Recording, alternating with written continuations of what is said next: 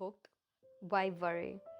Practical advice from the Buddhist teachings to live your life without stress and worry by Dr. K. Sri Dhamananda. Chapter Human Dignity. It has been clearly mentioned in ancient philosophy that the purpose of our life is not just selfish aggrandizement, but the noble act of being of service to others. Let us try to ascertain to what extent we are able to discuss, from the Buddhist point of view, that which is relevant to this simple and yet sometimes confusing subject touching on human dignity. What are the humble qualities which give rise to dignity and nobility? They are based on the moral, ethical, intellectual, and spiritual norms which we, human beings, uphold and treasure in our day-to-day relationships with one another. As human beings, we have minds which we can develop to such an extent that we can differentiate between what is right and what is wrong, between what we should be proud of and what we should be ashamed of.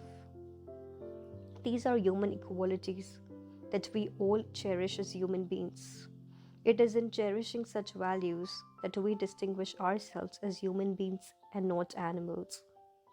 To be able to develop the mind, one must be able to develop and sustain one's thinking power, which is the ability to judge between what is ethical and what is unethical, what is moral and what is immoral, what is good and what is bad, and what is right and what is wrong. These are attributes within the grasp of human beings.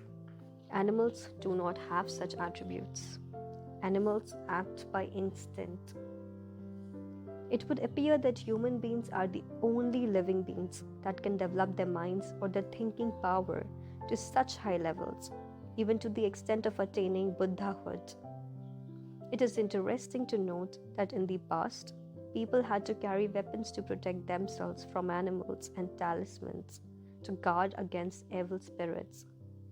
Today, of course, very few of us need such protection. However, we seem to have become much more afraid of our fellow human beings. Moral shame and moral fear. Before the advent of world religions, human beings were guided by two valuable factors, which in primitive times contributed to the upholding of the dignity of humankind. They are hiri and ottappa. Hiri is the shame a pure mind feels at the thought of doing evil. Ottappa is the self-respect which causes one to shrink from doing evil. Moral shame and moral fear invariably govern all actions of the human being. The animal is guided only by the instinct of survival and does not act through a sense of morality. However, when human beings succumb to the evil effects of drugs, liquor, lust, anger, greed, envy, selfishness, and hate, they lose their balance. They deny themselves the right to human dignity and become like animals. While we pride ourselves by calling ourselves civilized human beings, we note with deep regret the behavior and attitudes of some of our kind, which can be described as no better than those of animals. This is certainly not a development that we want to encourage for mankind. A human being who is worthy of respect should be one who has the attributes of fear and shame, who is kind, compassionate, sympathetic to others, who is afraid to cause harm to others but is ever prepared to lend a helping hand when in need. These are ordinary human values which we should all cherish and uphold. We should develop our humane qualities and not violate them. By being of service to others, we develop great virtues which are inherent in us.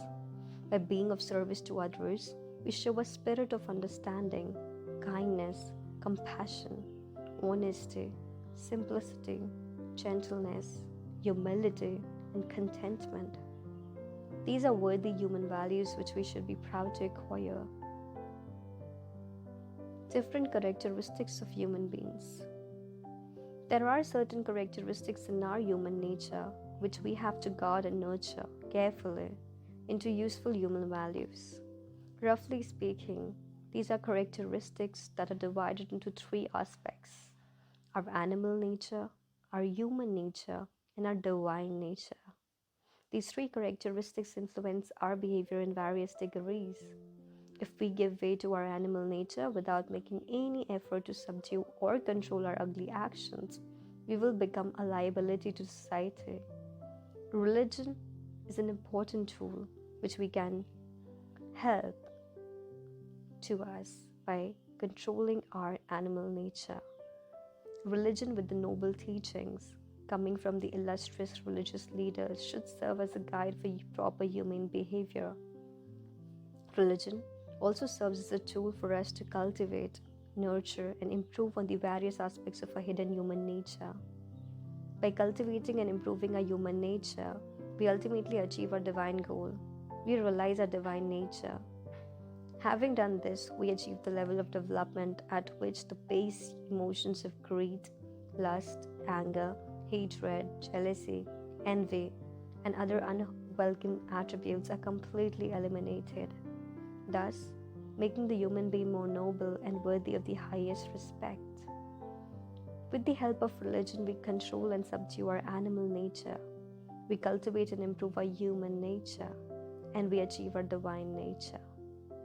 This divine nature depends on the development of goodwill or friendliness, or care for the welfare of others, compassion or kindness, sympathetic joy at others' progress, and impartiality towards gain or loss, and praise or blame. This is also known as sublime state. It is ironical that many religionists are still under the misapprehension that one can achieve one's divine goal by the simple act of praying or worshipping, and the simple performance of certain rites and rituals. This attitude must be changed. We have our duties and obligations to fulfill in order that we may live as real and dignified human beings. We have to cultivate and develop our human nature in order to achieve our divine attributes. We must practice all the human values for the good and well-being of humanity. We must do all the good we can and eradicate all that is evil. The religions of the world have been developed to guide us and show us the correct path to live in peace and harmony.